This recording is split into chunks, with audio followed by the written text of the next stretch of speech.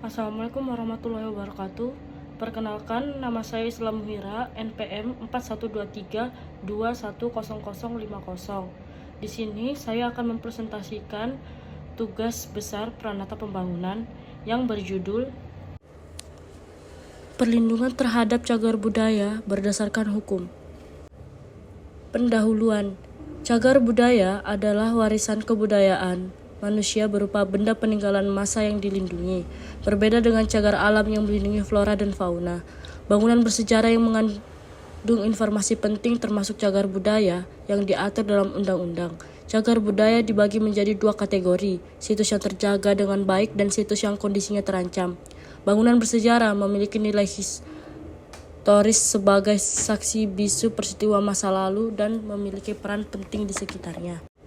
Indonesia sebagai kepulauan terbesar memiliki puluhan ribu pulau yang menyimpan sejarah peradaban kuno, termasuk kebudayaan megalitikum di Kabupaten Bondowoso sekitar abad ke-1000 hingga 100 sebelum Masehi.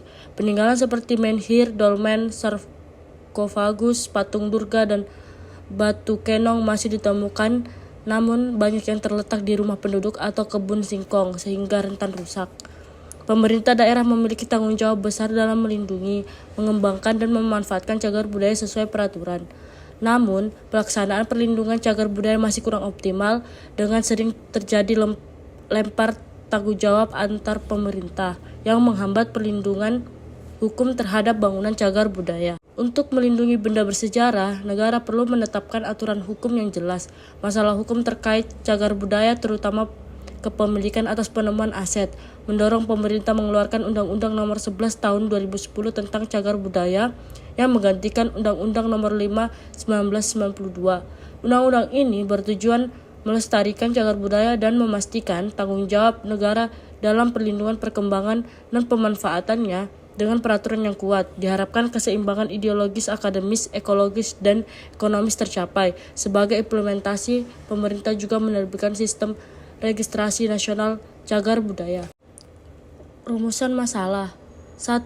Bagaimana bentuk perlindungan hukum mengenai kelestarian cagar budaya di Indonesia? 2. Bagaimana peran pemerintah daerah dalam menjaga kelestarian cagar budaya di daerahnya masing-masing? Tujuan masalah. 1.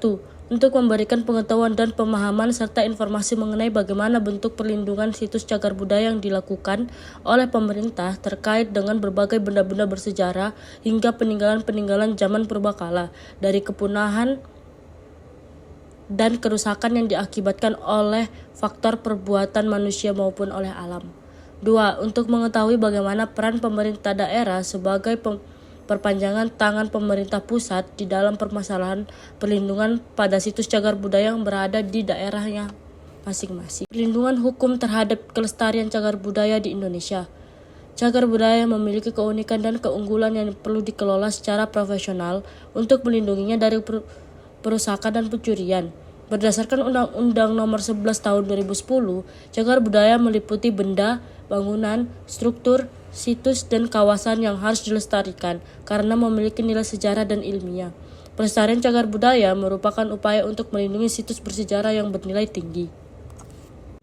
Perlindungan cagar budaya di Indonesia dimulai sejak masa Hindia Belanda dengan Monumenten Ordonanti 1931.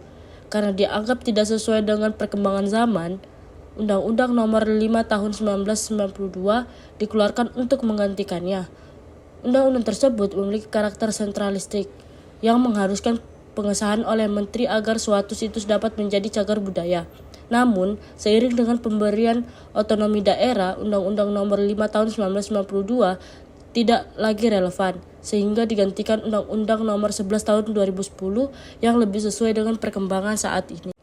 Undang-Undang Nomor 11 2010 memberikan wewenang kepada daerah dalam penanganan cagar budaya sesuai otonomi daerah. Pasal 9 ayat 1 Undang-Undang ini mengatur kewajiban pemerintah pusat dan daerah dalam melestarikan cagar budaya. Berdasarkan data 2013, Indonesia memiliki 66.513 cagar budaya, terdiri dari 54.398 cagar budaya bergerak dan 12.115 tidak bergerak. Sebanyak 1.895 cagar budaya telah dipelihara, 643 dipugar, 146 dikonservasi dikonservasi dan 1983 telah ditetapkan oleh Menteri. Peran pemerintah daerah dalam menjaga kelestarian cagar budaya di daerahnya masing-masing. Indonesia sebagai negara kepulauan dengan wilayah yang luas menghadapi tantangan dalam pengelolaan pemerintahan yang adil. Jika tidak dikelola dengan baik, hal ini dapat menyebabkan disintegrasi bangsa, seperti yang terjadi pada Uni Soviet dan Yugoslavia. Di Indonesia, beberapa daerah seperti Timur Timur pernah berkeinginan untuk memisahkan diri. Oleh karena itu, Indonesia menerapkan asas desentralisasi di mana pemerintah pusat menyerahkan kewenangan kepada pemerintah daerah seperti gubernur atau bupati, agar daerah memiliki lebih banyak otonomi dalam pengelolaan urusan lokal. Otonomi daerah ini diatur dalam Undang-Undang Pemerintahan Daerah.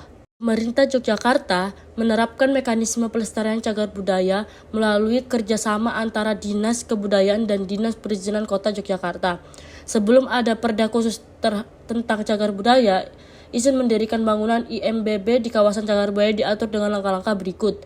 Permohonan mengajukan permohonan IMBB ke Dinas Perizinan, kemudian diperiksa apakah bangunan termasuk warisan budaya. Jika ya, rekomendasi dari Dinas Kebudayaan akan diberikan setelah proses penentuan. Setelah memenuhi persyaratan, IMBB diproses dan diberikan setelah pembayaran dilakukan. Sekian presentasi saya. Kurang lebihnya saya mohon maaf. Wassalamualaikum warahmatullahi wabarakatuh. Terima kasih.